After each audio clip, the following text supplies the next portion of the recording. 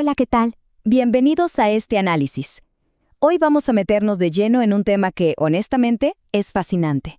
El perfil conductual y esa famosa huella psicológica. Ya saben, casi siempre que imaginamos la escena de un crimen, de inmediato pensamos en pruebas biológicas, como ADN, huellas dactilares, todo eso muy al estilo de las series forenses. Pero la verdad es que hay otro tipo de rastro, uno mucho más sutil pero increíblemente revelador y que se manifiesta en las mismísimas primeras acciones de un delincuente. Las decisiones que toma un agresor al interactuar con el lugar y con su víctima son básicamente su primer error conductual. Son como un mapa invisible de su mente. Así que a lo largo de este desglose vamos a ver exactamente cómo los perfiladores leen este mapa para atrapar a los que creen que no dejaron rastro. Oigan esta frase y presten atención. Pertenece a Richard Kuklinski, y no la pusimos aquí solo para causar impacto. Nos muestra inmediatamente cómo la manera en que un agresor se acerca a su víctima desnuda por completo su mentalidad. No es solo la parte mecánica del ataque, son sus elecciones conductuales. Al decidir, sorprender y simular un infarto, este individuo nos está gritando que tiene una necesidad de control, muchísima planificación y, sobre todo, unas ganas enormes de engañar a su entorno para que no lo descubran. Cada una de estas pequeñas decisiones forma ese primer error conductual que los investigadores aprenden a decodificar. Bueno, para que no nos perdamos, este es nuestro mapa de ruta. Vamos a revisar 1. El primer error, 2. La diferencia entre modus operandi y firma, 3. El método Vera, 4. Unos casos prácticos buenísimos y 5. Los límites científicos de todo esto. Arranquemos. Número 1. El primer error. Dejando una huella psicológica. La premisa base de la que partimos hoy es súper sencilla. Es literalmente imposible cometer un delito violento sin dejar un rastro de quién eres. Y para leer ese rastro, usamos la perfilación criminal. A ver, seamos claros, en pleno siglo XXI, esto ya no es como tener una bola de cristal o jugar a adivinar cómo piensa alguien, para nada. Es una disciplina forense en toda regla, una técnica auxiliar de investigación. Su gran fortaleza es que le da estructura a la conducta. Históricamente el FBI sentó las bases entrevistando asesinos, sí, pero hoy en día esto es mucho más riguroso. Mezcla métodos estadísticos, psicología investigativa y geografía del delito para darle un apoyo súper crítico a las autoridades. Es fascinante cómo ha evolucionado. Y esto nos lleva al pilar de la criminalística. Seguro han escuchado del principio del Dr. Edmond Locard, ¿verdad? Ese que dice que todo contacto deja un rastro físico. Pues bueno, la perfilación criminal hace exactamente lo mismo, pero con la mente. Allá por donde pasamos, nuestras elecciones dejan una huella. Imagínense esto, un criminal se pasa horas limpiando minuciosamente la escena para que no quede ni una gota de ADN. Bueno, esa misma limpieza ya es evidencia conductual. Nos está hablando directo de su nivel de organización, de que tiene conciencia forense y de su estado mental.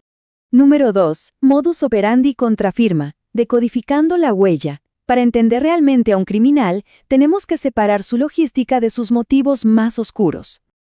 Ahora, lo verdaderamente interesante de esta parte es la diferencia entre lo que cambia y lo que se queda rígido.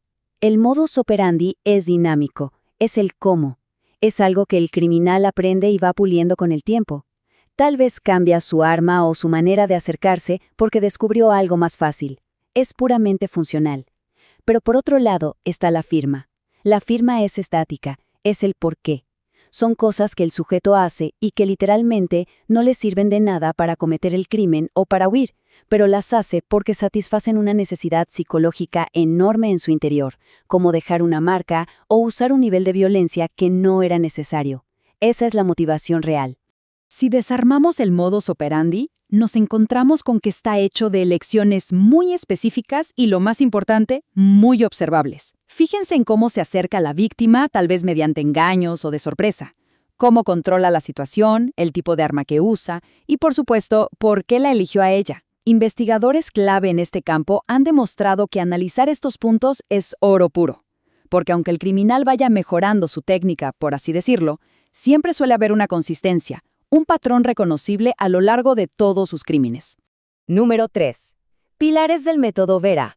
La estructura investigativa. Y ojo, para que todo esto no quede en meras intuiciones, necesitamos un sistema estructurado. En España, por ejemplo, el Cuerpo Nacional de Policía usa el método BER-RA, que fue creado por el inspector jefe Juan Enrique Soto. Y lo brillante de este método es que entra en juego justo cuando no hay nada de evidencia biológica. Piénsalo. No hay ADN, no hay huellas, la ciencia tradicional se topa con un muro. Es ahí donde este análisis sistemático de la conducta se convierte en la única herramienta para armar el perfil psicosocial del autor, dándole una base científica a casos que parecen imposibles. ¿Y cómo se construye todo esto? Es como un rompecabezas lógico de 4 piezas, siguiendo las letras de VRA. Primero, la V de víctima. ¿Por qué esta persona en particular? Hay que analizar todo su entorno. Segundo, la E de escena, el lugar exacto del delito.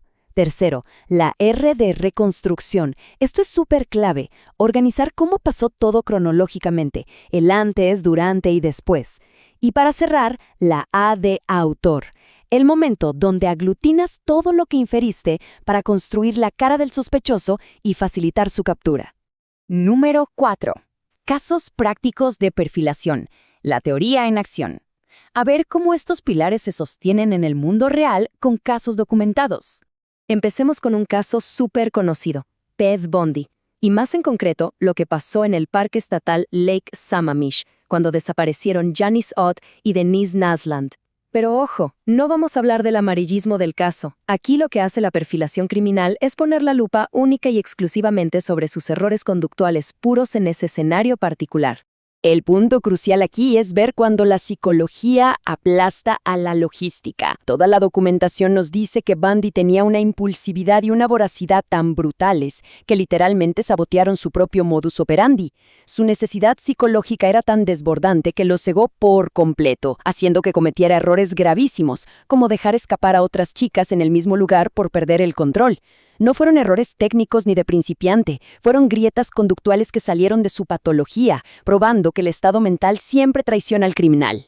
Para nuestro segundo caso práctico, nos vamos hasta Sudáfrica en el año 2004, basándonos en el análisis del psicólogo Gerard Labuschagne sobre el asesino en serie de Newcastle. Este caso es una obra de arte para entender la fase de reconstrucción de VRA, porque nos enseña que fijarse en lo que no sucede en la escena es igual de revelador. Esto ilustra de manera brillante la diferencia entre logística y motivo real. Vean la línea de tiempo. 6 de la tarde, el atacante mata a un joven con una piedra de la nada.